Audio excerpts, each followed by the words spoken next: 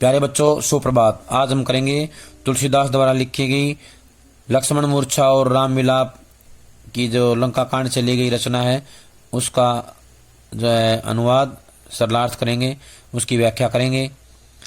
पहला है दोहा।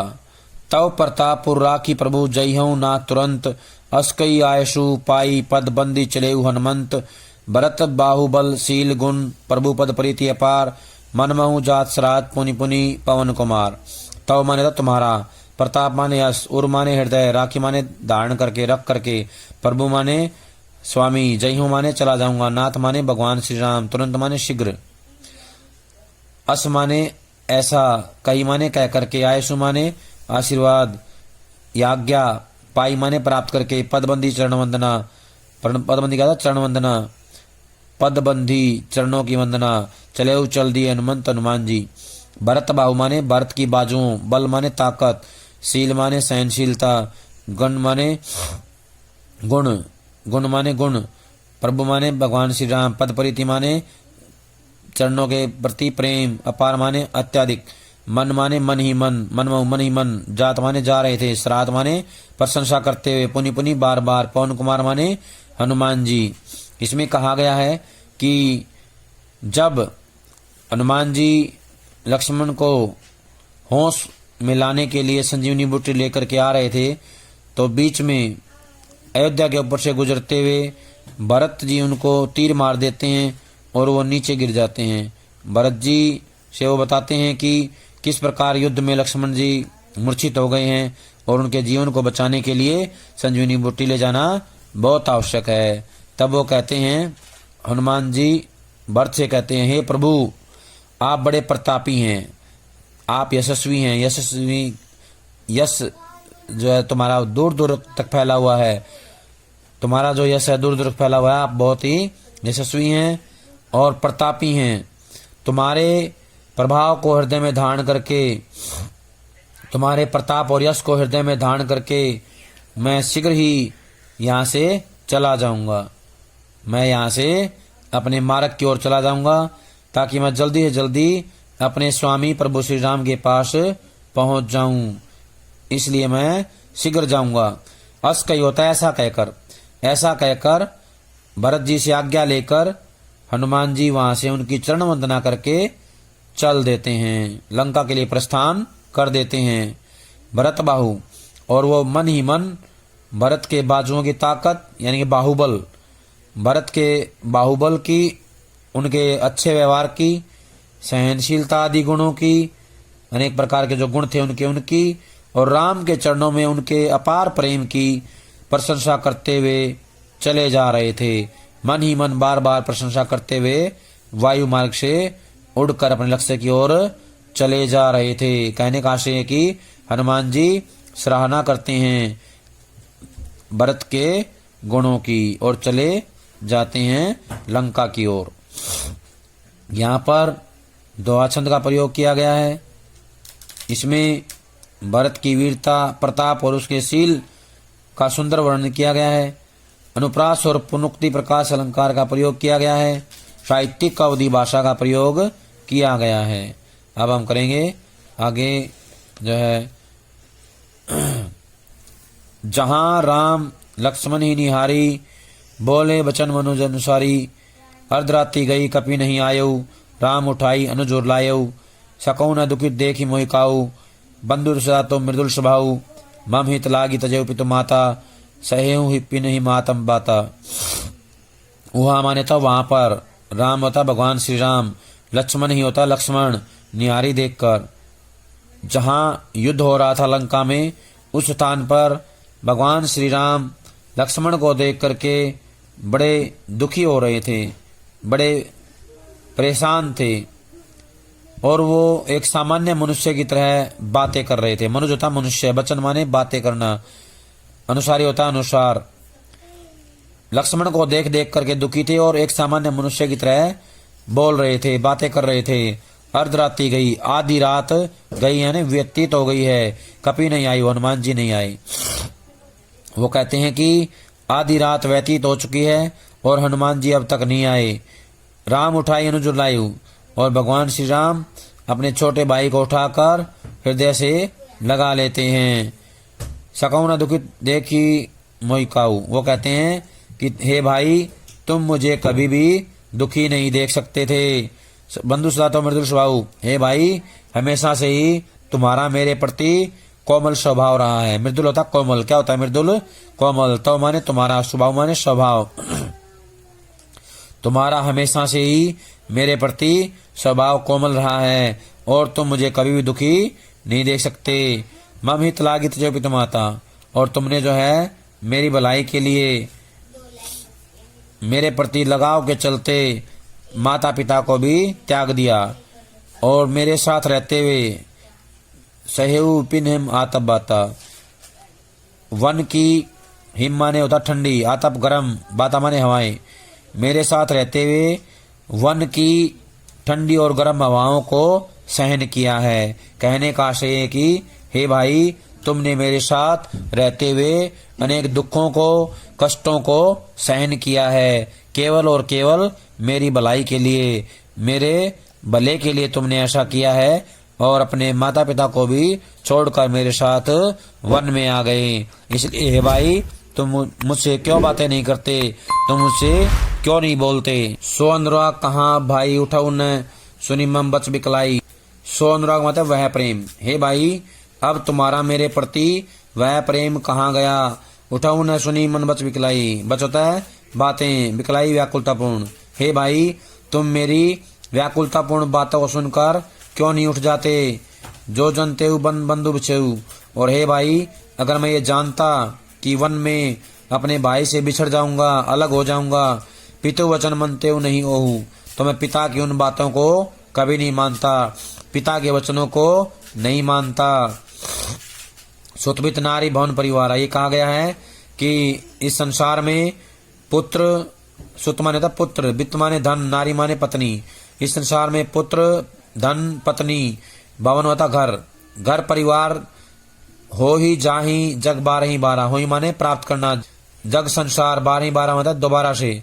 इस संसार में जो है पुत्र, धन, नारी, परिवार, इन सब को जो है दोबारा से प्राप्त कर सकते हो, लेकिन एक बार अगर भाई जो है बिछुड़ गया, भाई को अगर हम खो देते हैं तो उसको दोबारा नहीं प्राप्त कर सकते। कहने का आशय है कि भाई जो है अनमोल होता है, उसके बराबर दुनिया में कोई और नहीं है, उसकी जगह कोई नहीं ले सकता। अस विचारी जिये जागऊं ताता, हे भाई ऐसा विचार करके तुम जो है क्यों नहीं जाग जाते। मिले ही न जगत सहोदर भ्राता, क्योंकि हे भाई तुम्हारे समान संसार में दूसरा भाई मिलना बहुत कठिन है, बहुत मुश्किल है, तुम्हारे जैसा भाई प्राप्त नहीं हो सकता। जथा पंख बिनु खल गति दीना, जैसे पंख के बिना पक्षी सौंदर्यहीन हो जाता है, दीना होता है सौंदर्यहीन, खग होता पक्षी। जिस प्रकार पक्षी पंख के बिना सौंदर्यहीन हो जाता है, मणि बिनु फनी करिबर कर हीना, मणि के बिना सांप और सूंड के बिना हाथी जो है सौंदर्यहीन हो जाता है, ठीक वैसे ही तुम्हारे बिना मेरा जीवन भी सौंदर्यहीन हो गया है, मेरे जीवन का भी कोई अर्थ नहीं बचा। असमम जीवन बंधु बिनु तो ही, और हे भाई ठीक ऐसे ही अब मेरा जीवन तुम्हारे बिना हो गया है। जो जड़ दैव जियावी मोही, अगर निष्ठुर भाग्य, जड़ होता निष्ठुर, दैव होता भाग्य, अगर इतना होने के बावजूद भी निष्ठुर भाग्य अगर मुझे जीवित रखता है तो ये जीवन मेरे लिए अच्छा जीवन नहीं होगा, ये मेरे लिए बाहर के समान होगा। जय हूँ अवध कवन मुँह लाई, और मैं अयोध्या में क्या मुंह लेकर के जाऊंगा। कहने का आशय है कि अयोध्या में मैं लोगों को क्या मुंह दिखाऊंगा।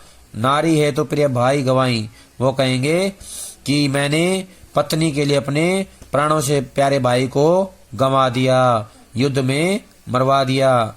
बरु अबजा सहते हूँ जग माही, बरु होता इतना, अपयश होता कलंक, सहते हूँ माने सहना, जग माने संसार।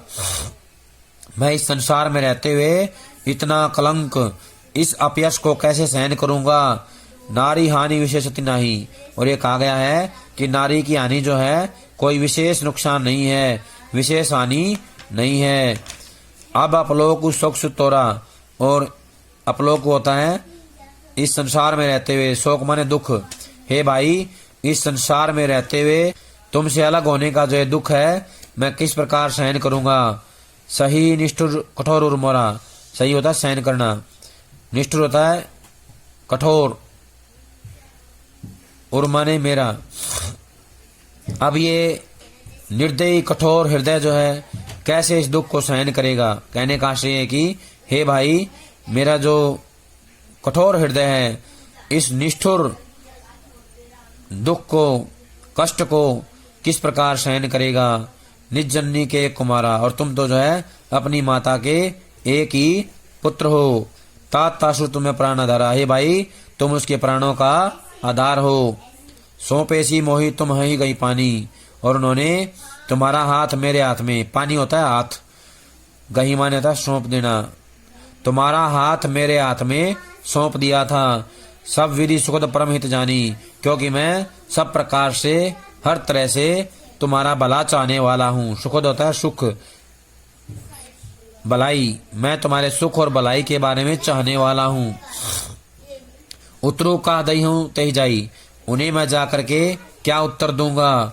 उठी कीन मोहि सिखाओ भाई, हे भाई तुम उठ करके मुझे ये सारी बातें क्यों नहीं सिखाते। बहुविधि सोचत सोच विमोचन, और इस प्रकार, बहु माने अनेक, विधि माने प्रकार, अनेक प्रकार से, सोचत माने सोच रहे हैं, सोच विमोचन, सभी संकटों को दूर करने वाले भगवान श्री राम इस प्रकार के अनेक विचार मन ही मन सोच रहे हैं। सर्वत सलिल राजीव दल्लोचन, और कमल के समान सुंदर नेत्रों से आंसू बह रहे हैं। सर्वत होता बहना, सलिल, सलिल होता है पानी, राजीव होता कमल, दल होता पंखुड़ी, लोचन माने आंखें। भगवान श्री राम की आंखें जो कमल के समान सुंदर हैं, उन आंखों से आंसू बह रहे हैं, पानी बह रहा है। उमा एक अखंड रघुराई, भगवान शंकर कहते हैं उमा माने पार्वती, एक माने एक, अखंड माने इनके बराबर कोई नहीं है। रघुराई होता है भगवान राम। हे पार्वती, इन भगवान राम के बराबर कोई दूसरा नहीं है।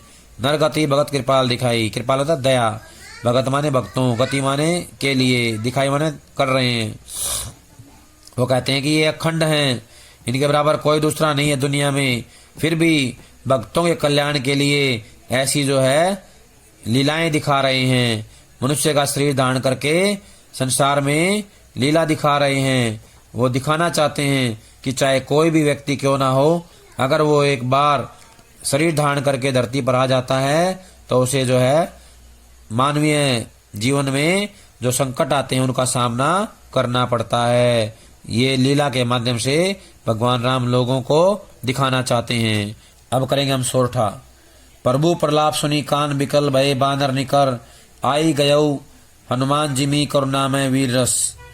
इसमें कहा गया है कि हनुमान जी जैसे ही संजीवनी बूटी लेकर के आते हैं तो वहां पर उपस्थित जो कर्ण रस का माहौल बना हुआ था उसमें वीर रस का आविर्भाव हो जाता है। क्यों?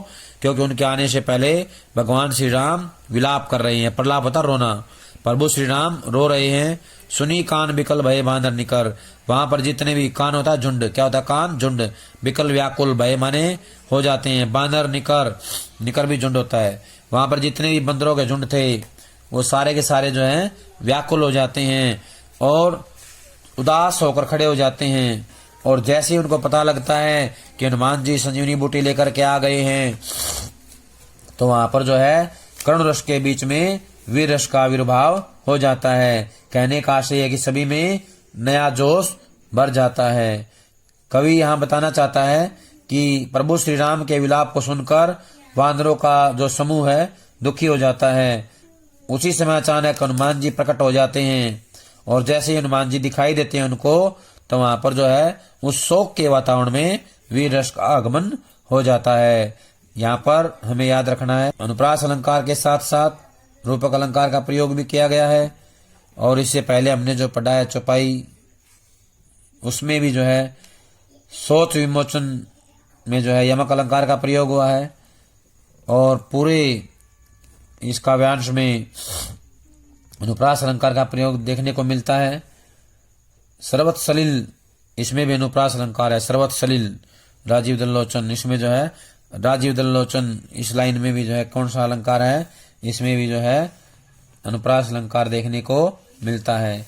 इससे पहले जो लाइनें पढ़ी हैं उसमें भी जो है अनुप्रास अलंकार की छटा तो है ही, उसमें उदाहरण अलंकार भी है। जैसे बिना सूंड के जो है हाथी सौंदर्यहीन हो जाता है, मणि के बिना सांप हो जाता है, ये उदाहरण दिए गए हैं, तो इसमें उदाहरण अलंकार है। और उदाहरण अलंकार के साथ साथ दृष्टांत अलंकार और साहित्यिक जो भाषा है वो अवधि है। इसमें अवधि भाषा का पूरी तरह से इस्तेमाल देखने को मिलता है, प्रयोग देखने को मिलता है। प्यारे बच्चों, ये था हमारा रामचरितमानस के अंदर से जो लिया गया है लक्ष्मण मूर्छा और राम मिलाप, जिसको सभी बच्चे पढ़ेंगे ध्यान से। इसकी व्याख्या पढ़नी है, इसके प्रश्न उत्तर अपनी कॉपी में लिखने हैं। जब तक अगली वीडियो नहीं आती है तब तक सभी ये काम पूरा कर लें। सभी का बहुत बहुत धन्यवाद।